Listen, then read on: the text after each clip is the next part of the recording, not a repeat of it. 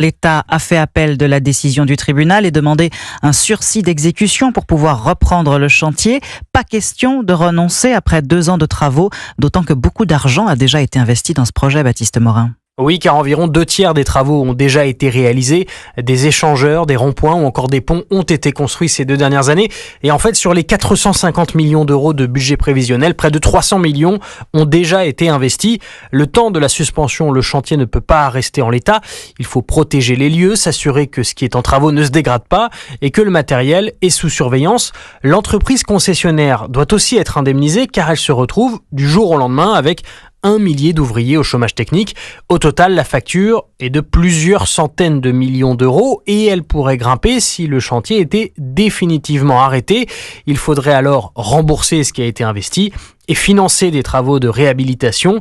Le coût total pourrait alors tourner autour d'1 milliard d'euros. Baptiste Morin, chef du service économie d'Europe 1. Les conséquences économiques pourraient être encore plus désastreuses si les laboratoires Pierre Fabre venaient à quitter la région.